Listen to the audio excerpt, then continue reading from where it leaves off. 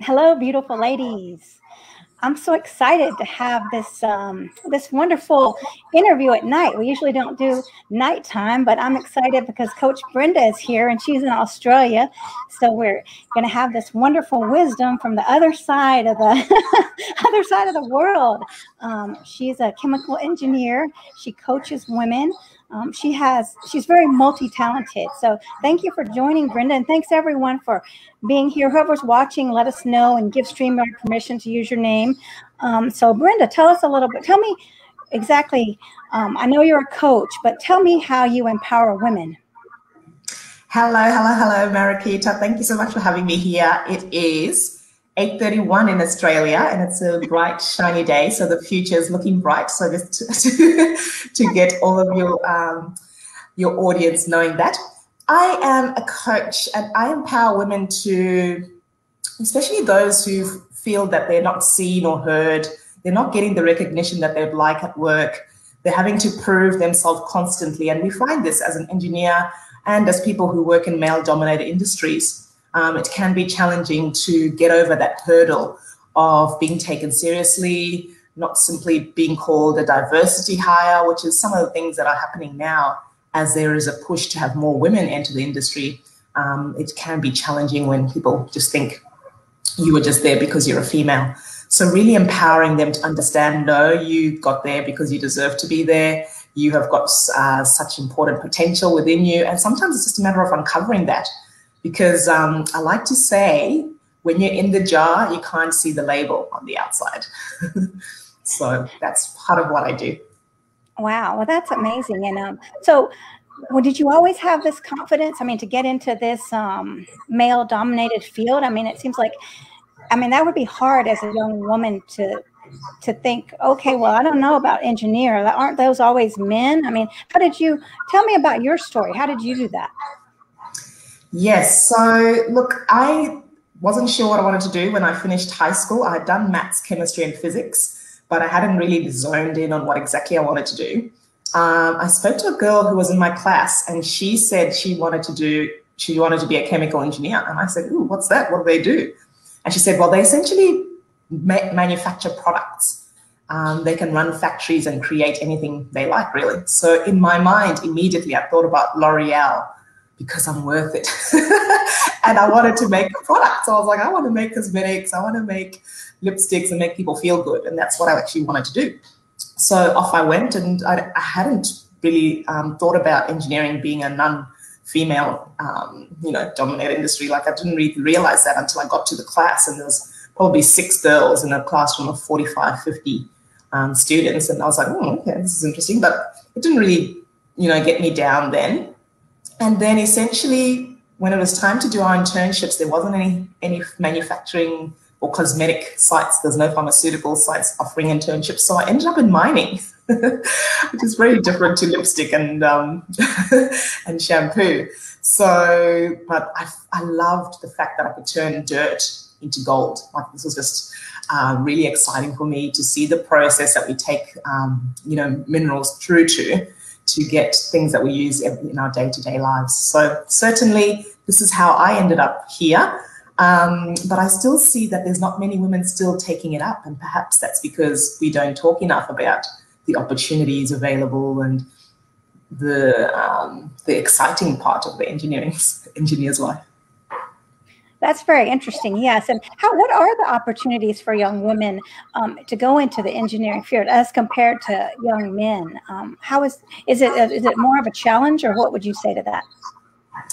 Look, I think the challenge really is around the stereotypes. I think the challenge is around societal traditions, so when you get into your class, often, I'm still seeing students when I'm in Facebook groups and things, they talk about how, how do you handle guys like, putting you down during class, or saying, oh, girls never, girls don't like thermodynamics, or whatever the case may be. And perhaps being discouraged when, they get to calculus in year 2 for the university degrees. And they're really struggling with it and thinking, oh my gosh, if I can't do calculus, how am I going to do my job? And so it's really just trying to have them interact with someone like me who's been in industry for several years, 15 years, and letting them know, look, just keep stacking on your knowledge in maths, keep getting tutoring or whatever support you need. You won't be needing this in your day-to-day role as an engineer. Like, it's just important for foundational aspects, but it's not going to be the bread and butter of your role. So really just being able to have someone who they can bounce off on and say, is this going to be important? Is this the end of my career? It's like, no, I was the same as you. I hated maths here and there too, but I just had to stick with it, get into a study buddy group, figure out how to make it work. So yeah, I think it's certainly just getting over the hurdles and being sure in yourself that, hey, I want to be an engineer. I can make it happen. I've got this. That's great. And did you have supportive parents? Because I can imagine it would be hard for a young girl, maybe if they didn't have supportive parents. Yes. So look, I certainly had supportive parents. They wanted me to be a doctor. They valued academics back home in Zimbabwe, where I'm from. So I actually moved to Australia by myself to study my university degree. So I had their support from afar, and I think it was probably a big driving factor for me, since they were paying my school fees to do well in the subject and to make it work. So certainly I had their support from that, and I think that does make a difference when you've got that support from your parents and they're willing to support you with tutors or any additional help you may need to get through. Well, that's wonderful. Yeah, really, it's really important to have that. And then if you don't have that, to look for a good supportive community with friends who will, keep you saying, keep your eye on the goal, right? Oh, yes. Support is important at every stage of our lives. I mean, they say it takes a village to raise a child, but I believe it takes a village to raise it, anyone through their whole life. And you see when adults are getting a bit older and they haven't got that support network, they really struggle with confidence, they struggle with connection, they struggle with, because, life is about sharing those moments with people. So support network, friendships, people you can lean on and ask for help in times of need, I think it's critical at every stage. Definitely. And what about, do you find that, are the men generally supportive of you in your field, or do you feel like an outsider, or hopefully times are to where you don't feel that way? Look, certainly at any new job, you feel like an outsider. And I think what makes it a bit more confronting in a male-dominated industry is because there's not as many women that you'd like to have around, because I think women, you just kind of have that allyship, immediately. You kind of just at least are able to approach each other and sort of say, hey, what do you do? What's your job? Whereas with men, there's always a bit of a risk that, they're going to think that you're coming on to them, or, you kind of have all these sort of patterns happening in your head when you're approaching them. So you want to be clear and, you want to keep it at a platonic relationship level. You want to just ask for help. So I think those are the elements that are kind of walking on eggshells at the beginning, but then certainly as you start to know your team, as you start to know who's who in the zoo, you begin to disarm some of those barriers. That's great. Yeah, because you get to the human side of everybody, know who they are. So yeah, that's very important. And I see that we've got some comments. Someone says, hello, beautifuls, love this. I don't see who it is, but thank you for watching. And so when you were just in your school and everything, and then getting into engineering, you have to use that masculine energy of doing to get up in, just like when I go to work, I've got to be very linear and stick to task, right? So sometimes I'll come in and try to bulldoze my boyfriend, and then I have to remember to cool it, right? Oh, yes. Engineers. We love our spreadsheets. We love being organized. We love having a to-do list. We love we love solving problems, essentially. And I think it is important to have a bit of a work mindset and then a home mindset, because you're right, you can come home and want to rule the roost in some ways, which are not as effective. So I think certainly communication is an important key when transitioning, and even now, so having been part of the pandemic and working remotely, it's even been more important for communication to just be really clear around boundaries. When is work time? How do we separate work and move back into home life? How do we have support systems that support us in the household? How do I have a quiet room for me to not be disturbed in for several hours? Or just communicating and compromising, I guess, or saying, hey, what works for you? What do you need? What does support look like for you? and letting the other partner feel a bit supported in that too. So yes, certainly you can tell there's a different sides of the brain being used. You've got your data-driven left side, analytical, get things done side, and then you've got your softer side, which wants to care and nurture and manage relationships. That's sweet. So it sounds like you were always very confident. How did that go for you in the dating world? I mean, as a young lady, were you able to, make things happen in your dating life with this great confidence? Oh, it feels so long ago. I've been married now for 5 years. And I certainly had my fair chance of dating, I suppose. I've always kind of been a boyfriend kind of person, so I'm not really about just cruising around. I mean, I like clubbing, I liked partying and being out there and, getting the attention of the guys, but then I wasn't really keen unless they showed that they were actually there for some of the long haul rather than just a temporary fling. So certainly I've been there, done that, confident. Yeah, look, I like getting dressed up. I like going out with my friends and I like dancing in general. Like I'm quite a bubbly, positive person. But it's still daunting. Like when, you don't know who this guy is he going to be a scammer? Like, especially now when I'm thinking like online dating, I probably had only a few months, where I had to try and use online dating platforms. And I just think it's quite challenging. So really what I would recommend and how I was is just to be authentic, be yourself, be you. What do you like to do? What makes you happy? And listen to your gut, trust yourself. Like if you can feel like, oh, I'm having to be very fake or I'm having to pretend to like a lot of things just to be with this guy, well, maybe it's not something you want to pursue for the long term. And I think a lot of us, we don't know how to trust ourselves enough in relationships, particularly at the beginning or in the middle or even after a long-term one where you can just tell that it's not working and you try and make excuses that, oh, maybe I'll help them change or I can see how they can be better people. I can see that they're trying. Now I know, after 30 odd years of this world, in this life, I know that people only change when they want to.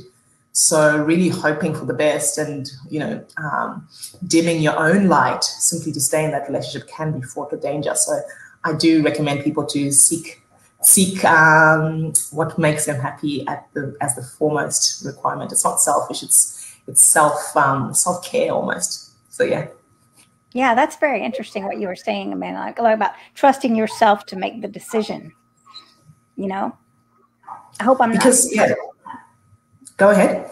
Well, I was hoping my signal looks like it's wavering, but yeah, can you expand on that? Because a lot of times we don't trust our partner, but really it's because we don't trust ourselves to pick the right partner. Does that make sense? Yeah. So when you don't trust yourself to pick the partner, I can see what you mean. And I think in life now, we've got so much digital deluge, right? So we've got our phones that are at our sides constantly. So we're on Instagram, we're on Facebook, we're scrolling and we're seeing people's perfect lives, we're seeing people's perfect relationships. They're out there with their dog. It's looking so cool. But no one shows, the fights. No one shows the disagreements. No one shows the crying and the tears and the box of tissue after some sort of fight. So, it's really quite lopsided in terms of what you see. So you can really get into comparison and compare and not really know what you want. So that's why I sort of speak about take some time out to just understand you. Who are you? What lights you up? What do you love? What makes you excited? What do you hate? Like what frustrates you about things? And what are your non-negotiables? So really, as you start to understand yourself, I think then your trust in yourself builds and then your confidence will build on that, because essentially now you can sort of determine, okay, well, is it my partner that's just not a right fit for me because of my non-negotiables, or is it because I'm still sort of growing in this area and I need to learn to let go a bit more? Have I carried this baggage from like my last relationship with the guy was like such a douchebag, Yes, it's really trying to understand what am I bringing to the table? What's maybe been in my past that's making me feel this way? Can I communicate? Can I talk to him about it? My partner, can we discuss this? Can we talk about what good looks like? So it's really just, I think, going through that and trusting yourself, because we don't spend enough time reflecting and understanding ourselves. That's my perspective. Yeah, you're right. I mean, we don't spend enough time knowing what we want, right? So then we just settle. So that's very important. Settle. Oh my gosh, that word just makes me a bit uncomfortable, because yes, you're so right. We don't know ourselves. It makes us, yeah, that's right. So spot on. I think the more that we know ourselves, the more we become confident and, in the dating process, because it's like when we are not confident, then we do settle. So, you were posting on, I read your post about confidence and the little thing you had to do. Can you tell the ladies about that? How you worked on building your confidence? That was so fun. I loved it. Oh, yes. So recently I've been taking part in a confidence transformation challenge. So it's a 6-week program by a lady who's done a TEDx talk on, I think it's called 100 Lunches with Strangers, but she essentially, and the reason, I feel confident, but I always think there's a new level to be gained with everything in life. So here I am constantly learning. One of the challenges in the course was to go and ask for a free coffee. We had to go to 5 cafes, present ourselves to the cafe and say, can I get a free coffee? And obviously it helps to have a bit of a preamble. Look, I'm doing a challenge, and one of the lessons that we had this week was that rejection is not a failure. Rejection is actually a necessary step in the road to success. So as part of the challenge and going to a coffee shop, you go in there and you ask, can I have a free coffee? I'm doing a challenge. We're just learning that, rejection is simply a muscle that you can build. And as you get more no's, then, there'll simply be a yes at some stage. If you don't ask, you don't get. And so I went into my first cafe. It's still, I still had the heart beating fast, and I was like, oh my gosh, what are they going to say? I walked in and I asked them, hi, can I get a free coffee, please? I've got an interesting ask. I'm doing a challenge and we have to come in and ask for a free coffee. And she's like, oh, tell me more.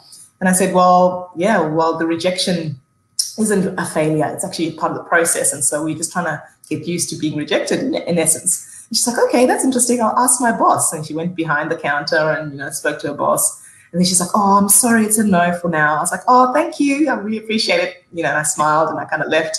And I was just like, okay, it's okay. I'm running this little rhetoric in my head. And then about 40 meters up the road, I went to another cafe, walked in again. I was like, well, do I need to say any different? So I walked in again and sort of smiled and I said, hello, I'd like to ask for a free coffee, please. I'm doing an interesting challenge where I have to, practice getting rejected. And she's like, oh, what's that? And I was like, oh, it's a confidence challenge. And we want to make sure that, rejection is not something that's scary to us. And then she's like, yeah, sure, you can have one. And I was like, she's like, what do you want? And I was like, a latte. So it was simply that's like, I hadn't even thought that far. Like I hadn't thought what coffee I want. And I just simply had my mind set on getting a yes. So that was really exciting. And I was like, wow, after 2 goes, I got a yes, So it really made me think, what in life could we get if we asked a lot more?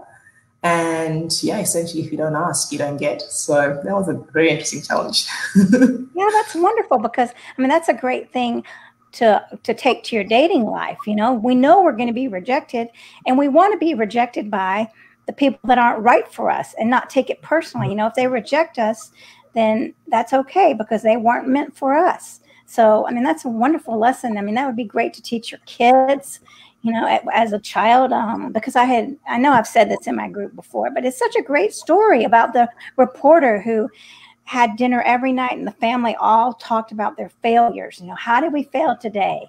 And then it was part of life. It wasn't anything to be ashamed of. They all said, that's a wonderful way to set your children up. You're going to fail and we don't have to crumble. We might have to go on 100 dates. You might have to go on 100 interviews for a job, but that's okay.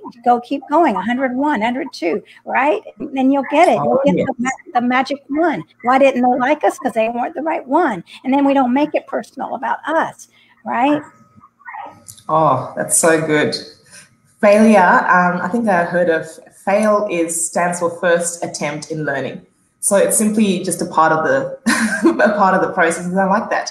Telling our kids that it's fine to learn through failure, and actually celebrating, hey, what did you fail at today? It really disarms it and makes it normal, which I think is good. Right. And then what was the lesson you learned? Like on your dates. So how did that relationship fail? What did you learn from that? And, what did you learn about that person that you don't want to date someone like that again? So it's not just I failed, that's a whole learning thing. And we're so stuck on the I failed, we can't see the gift that we got in the lesson, Oh, the lesson is so key, because sometimes you actually go through the same failure, same lesson until you learn the lesson, right? Like the lesson comes to you in different forms, different angles until you actually learn. I've had so many examples in my life where this has sort of happened, and I've just like haven't cottoned on to the to the lesson that was at hand until I'm like, oh, is that what's meant to be happening here? You know, so, and I can see back, you know, even when I look at my earlier relationships, there wasn't much of that self-trust happening. There wasn't much, you know, I just relied on that other person so much to fill my cups, you know. So there's certainly things we can be doing on our own time while we're single to really understand ourselves, to know what energizes us, what does self-care look for us. We love journaling, a bit of candles, and, you know, romantic music at night, or maybe it's just reading a book on your favorite couch. You know, just what does that look like for you, so that when you're in a relationship, you still have that opportunity to self-recharge and not be so reliant on your partner, because that can be draining too for them. Oh, that's very true, because you're asking so much. Like, some people think your partner has to do everything, and that's what they're looking for. Well, this person doesn't do everything, so I'm never going to find it. But you're never going to find someone that gives you everything and has all those perfect things. And you're right, that's draining for your partner. You've got to be able to stand on your own and entertain yourself. You know, I mean, I can't be an entertainment for someone 24/7, and I'm sure you don't want to be that either. That is exactly right. It's about bringing your best selves to the relationship, so you can be, you know, greater than you two together. You know, so you wanna be more than like draining off each other. So that's a really good one. That's very interesting. Well, there was one thing I wanted to ask you about.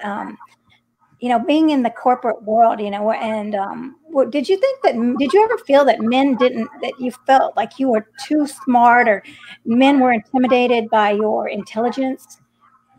Because I hear women talking about that sometimes. Yeah, look, there is always a sense of, you never know, I mean, because you never really hear people's exact thoughts, but you can hear sometimes the tone in which statements are said, and some of the lack of projects that you're given, you know, so there could be certain things you read into.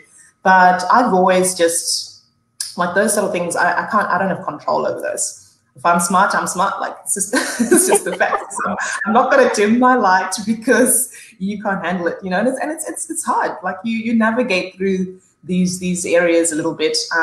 But that's now my mantra: don't dim your light. You know, shine bright so others can shine too. Like, you almost give others permission.